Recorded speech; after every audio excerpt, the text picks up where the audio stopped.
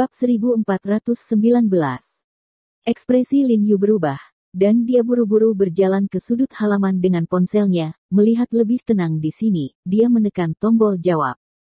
Setelah menekan tombol jawab, Lin Yu tidak berbicara, dan mendengarkan gerakan di ujung telepon dengan napas tertahan. Tapi yang tidak pernah dia duga adalah tidak ada suara di ujung telepon juga. Bahkan tidak bernapas. Lin Yu tercengang sejenak, dan tanpa sadar berpikir bahwa dia telah secara tidak sengaja menekan tombol yang salah ketika dia menjawab panggilan dan menutup panggilan. Dia melihat ke layar ponsel dengan beberapa ketidakpastian, dan menemukan bahwa layar menunjukkan status panggilan normal, dan telah terhubung selama beberapa detik, dan bilah sinyal juga penuh.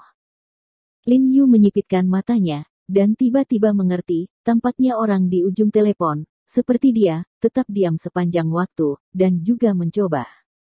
Lin Yu perlahan meletakkan telepon kembali ke telinganya, masih tidak berbicara, berpikir dalam hatinya, haruskah dia mengambil inisiatif untuk berbicara? Jika orang yang menelepon adalah Xiang Wusheng, maka keheningan saat ini berarti Xiang Wusheng pasti sudah memahami informasi tentang pertempuran di hotel tadi malam, jadi kesunyian kali ini sebenarnya tidak ada artinya. Tepat ketika Lin Yu tidak bisa menahan diri dan hendak berbicara, sebuah suara tiba-tiba datang dari ujung telepon yang lain, suara yang rendah dan sedikit dingin, dan bahasa yang digunakan adalah bahasa Mandarin yang diucapkan dengan buruk dan tidak akurat. Kamu, ya, Huo Jiarong. Apa? Lin Yu mengoreksinya dengan nada datar, cahaya dingin tiba-tiba muncul di matanya. Dia telah berhubungan dengan banyak orang timur, dan dia juga mendengar banyak orang timur berbicara dalam bahasa Cina yang jelek, yang semuanya sangat mirip dengan suara yang berlawanan. Jadi, tidak diragukan lagi bahwa lawan bicara kebanyakan adalah sesama orientalis. Benar saja, Huo Jiarong. Ada senyuman menarik dalam suara suram di telepon. Apa? Lin Yu menambahkan nada datar lagi, berpikir bahwa orang ini benar-benar bodoh, dan dia tidak bisa meluruskan lidahnya. Itu kamu, terbunuh, mereka yang pergi ke hotel untuk mencarimu, orang-orang di biara. Suara di ujung telepon bertanya dengan dingin, secara keseluruhan, lebih dari 50 orang dibunuh olehmu. Dia berbicara sangat tidak menyenangkan dalam bahasa Mandarin, tetapi dia masih bisa mendengarnya. Nada suaranya penuh dengan keraguan dan godaan. Jelas dia tidak bisa mempercayainya. Lin Yu bisa membunuh lebih dari 50 orang di biara dalam semalam. Ya, saya membunuhnya.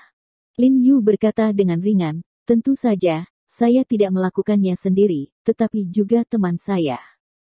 Faktanya, Lin Yu awalnya ingin mengungkapkannya secara akurat dengan dua temannya, tetapi saat dia ingin berbicara, dia merasa tidak pantas. Dia tidak bisa membiarkan pihak lain mengetahui berapa banyak orang di sekitarnya. Dengan cara ini, mereka bisa menjaga pihak lain dengan rasa takut yang cukup. Kalau begitu teman-temanmu, sepertinya mereka banyak sekali.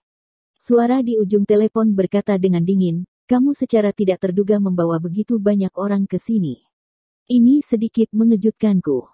Seperti yang diharapkan oleh Lin Yu, orang di ujung telepon secara tidak sadar berpikir bahwa Lin Yu telah membawa banyak pembantu.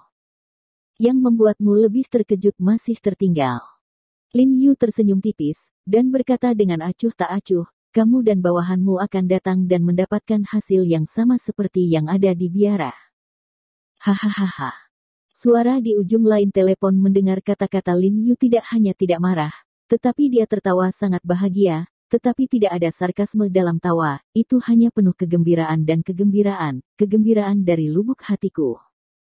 Mendengar tawanya, Lin Yu mengerutkan kening, dan tidak bisa menahan sedikit bingung, dia tidak tahu betapa bahagianya hantu Dongyang ini tiba-tiba. Huo Jiarong, kamu benar-benar tidak mengecewakanku, aku hanya suka kepercayaan dirimu. Orang di ujung telepon tersenyum sangat gembira, seolah-olah dia telah bertemu seseorang yang dia kagumi. Apa? Lin Yu dengan sabar mengoreksi pengucapannya lagi. Namun, saya berharap kekuatan Anda bisa diimbangi dengan kepercayaan diri Anda. Orang di ujung telepon berkata dengan penuh minat, yang saya butuhkan adalah seorang yang sangat kuat, lawan yang layak yang telah saya tempuh sejauh ini untuk bertarung. Saya memiliki harapan yang sama.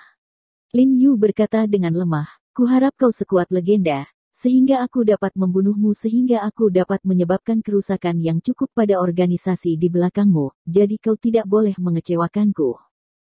Oh, kamu tahu, namaku. Xiang Wusheng di ujung lain telepon mendengar Lin Yu memanggil namanya. Dia tidak bisa menahan sedikit terkejut, dan bertanya dengan heran, sepertinya kamu juga tahu siapa saya. Baru setelah itu dia mengerti mengapa Lin Yu tidak pernah bertanya kepadanya setelah dia menelepon. Ternyata Lin Yu sudah memahami informasi tentang dia. Anda adalah anggota dari SWOT Master League. Lin Yu berkata dengan ringan sesuai dengan tebakannya sendiri. Apa yang Anda katakan benar, saya datang ke sini atas nama organisasi Shenmu untuk membunuh Anda. Xiang Wusheng mengakuinya dengan mudah, tanpa menyembunyikan apapun, dan langsung pamer dengan Lin Yu. Karena, di matanya, Lin Yu sudah menjadi orang yang sekarat, jadi tidak perlu menyembunyikannya, dan dia juga berharap Lin Yu akan tahu. Tahu bahwa dia mati di bawah tangan SWOT Master League. Kemudian dia tersenyum dan berkata, kalau begitu kamu juga harus tahu tujuan kedatanganku ke Los Angeles. Hidup saya di sini, saya punya kemampuan, datang dan dapatkan. Lin Yu berkata dengan datar. Maka kamu harus menjaga hidupmu, menjaganya, dan menunggu aku untuk mendapatkannya. Xiang Wusheng tersenyum dan berkata, tentu saja, saya tidak akan membiarkan Anda menyimpannya terlalu lama. Jika lebih dari 50 orang di biara belum mati, mungkin tidak butuh waktu lama bagimu untuk menemukanku. Lin Yu mencibir dan berkata, tapi sekarang aku telah memusnahkan sebagian besar orang di biara. Tenaga untuk mencarimu jelas-jelas singkat. Jika kamu ingin menemukanku, waktu yang dibutuhkan akan meningkat secara alami. Lin Yu tidak khawatir masyarakat monastik akan terus mengirim orang untuk mendukung Xiang Wusheng, karena belum lagi betapa sulitnya menumbuhkan master setingkat pria tanpa telinga, hanya saja dibutuhkan sejumlah besar untuk menemukan seorang anak dengan potensi menjadi master tingkat ini. Energi dan waktu. Lebih dari 50 elit, seperti orang telinga yang hilang, kemungkinan besar adalah buah dari dekade yang dikumpulkan oleh biarawan. Oleh karena itu, saat ini, Erlang dan yang lainnya telah musnah, dan biarawan pasti tidak akan dapat mengirim seseorang untuk mendukungnya dalam waktu singkat. Tidak apa-apa, saya punya waktu. Xiang Wusheng di sisi lain telepon tidak peduli sama sekali, dan berkata sambil tersenyum, lawan yang sebenarnya layak untuk ditunggu. Kamu menghabiskan banyak waktu dan tenaga untuk mencari, kamu tidak hanya membuang-buang waktu, tapi juga menyita tenaga sendiri. Kenapa tidak? Mari buat kesepakatan. Nada suara Lin Yu tenggelam dan berkata dengan suara kental, mulai sekarang, Anda tidak perlu mengirim seseorang untuk mencari saya lagi. Setelah saya menyelesaikan pekerjaan saya akan mengambil inisiatif untuk menemukan Anda. Bagaimana Anda bisa menghemat waktu dan tenaga? Alasan mengapa Lin Yu mengajukan perjanjian, jerat yang ditimbulkan sendiri, ini adalah karena dia juga ingin melihat kekuatan Wusheng, dan pada saat yang sama mengambil kesempatan untuk menyingkirkan Wusheng, dan benar-benar mengalahkan Liga Master Kendo. Kedua, karena ingin mengulur cukup waktu untuk pengobatan sarana, apalagi ini tugas utamanya di Amerika Serikat, yang bahkan lebih penting dari hidupnya.